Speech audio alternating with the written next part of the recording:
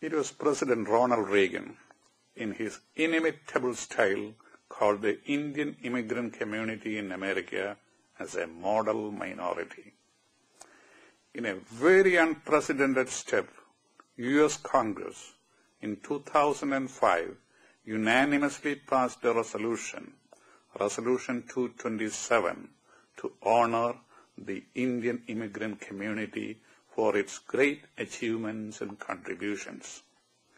The Indian community in U.S.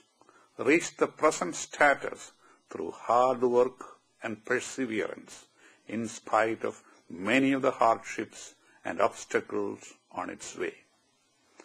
When I first came to Chicago in the 1970s, at a much younger age, I attended a meeting of the elders of the Indian community here under the auspices of the India League of America. The India League of America predates most other Indian organizations in America. Few of the octogenarian members present at that meeting had actively supported the Indian independence movement under Mahatma Gandhi from here.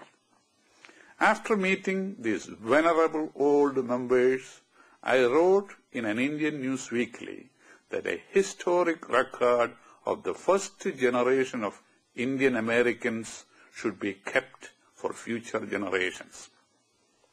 Soon I got a call from a professor of history at the University of California. She asked me point blank that who told me that the group I met in Chicago was the first generation Asian Indians in America. She said that she was a fourth generation Indian in America, and the only other Indian who could possibly claim an earlier root in America than her may be somebody from Kerala. She told me that her research showed that the first sighting of an Asian Indian in American soil is found in the diary of a Reverend William Bentley of Salem, Massachusetts, recorded on December 29, 1790. His name is not known, but he came to America with one John Gabot, who was a frequent visitor to the Malabar coast for trading. In all probability, this unnamed man may have been a Malayali and came with Gabot to U.S. by an East India Company ship. There is also a record of 6 young Indians participating in a July 4th Independence Parade in 1851 in Salem, Massachusetts. They were also came from India by East India Company ships from Malabar coast. All these people disappeared in history, leaving no traces behind. Malabar coast was often considered as part of Madras by many contemporary writers in the West. It is likely that these were indentured workers who first came to England and then moved to America. In course of time, it is possible that few of them, these young men, got married to the local women and settled in the segregated communities of America then. Tapan Mukherjee and John Wycliffe, who have done research on the immigrants of India of this period, described about another interesting immigrant from India in 1796. But it was not a human being, but an animal, an elephant. One Captain Crownfold brought a 2-year-old elephant from India for $450, and he sold it here for $10,000. The next record of the arrival of the Indians in USA is found in a report in the San Francisco Chronicle on April 6, 1899. The newspaper reported the arrival of 4 young Punjabis from India arriving in Nippon Marie ship, landing in San Francisco Pacific Mall. They were former soldiers in the British Indian Army. In the early part of the 20th century, many peasants from Punjab came to work in the timber mills of California and in the agricultural lands of Washington state. Few Indian students and political activists also against the British rule in India arrived in America during the same period. The hard-working Indian peasants acquired land and began to prosper. They were called Hindus, though most of them were Sikhs by religion. They were discriminated in the new land and were often victims of racial attacks.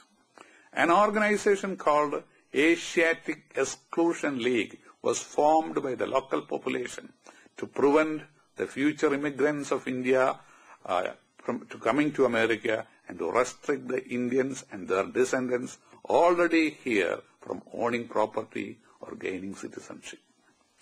Some among the new immigrants formed a revolutionary movement called Ghadar Party to liberate India from the British rule. Soon, the First World War broke out and the U.S. government very successfully persecuted and eliminated this group. The small Indian community in America had a further setback by the Immigration Act of 1917, which reversed the right of citizenship to whites only and barred the entrance of Indians to the United States.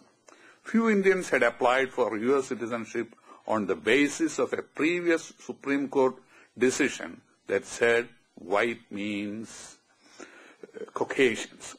These Indians argued that on strictly scientific grounds, Indians are racially Caucasians and so eligible for citizenship. On this basis, one A.K. Mazumdar was given U.S. citizenship by the local immigration officials in California. He was the first Asian Indian to receive U.S. citizenship. But all hopes were shattered soon by the Supreme Court's ruling that said what they meant by Caucasian was a person of European origin only. In a twisted logic, the court argued that though Indians are Caucasians, they are not whites. Though they are dark, they are not blacks. So either way, they are ineligible for U.S. citizenship. Mazumdar's citizenship was thus revoked. U.S. Congress passed the Barred Zone Act in 1917, which barred the legal resident Indians here the right to own property. President Woodrow Wilson vetoed this bill, saying that it violated fairness and natural justice. But unfortunately, his veto was overridden by two-thirds majority in the U.S. Congress, and the law remained in effect till 1946. Racial prejudice of the American society of that period is illustrated well in a well-known incident. Rabindranath Tagore, the Nobel laureate in literature and the most world-renowned Indian poet of the 20th century, was subjected to racial insults by the immigration officials at the U.S.-Canadian border in 1929. He protested and he returned to India and made the now famous statement that U.S. immigration officials would have insulted even Jesus Christ if he tried to enter America, as he was an Asiatic with brown skin. Indians here continued their attempts to get fairness from the government. It is to be gratefully remembered that this small minority group was supported by great men like Paul Buck, Louis Fisher, and Albert Einstein himself. Finally, the Republican Clarence Lewis and Democrat Emanuel Seller successfully moved a bill in the U.S. Congress giving rights to the people of Indian origin. It was signed into law by President Harry Truman in 1946.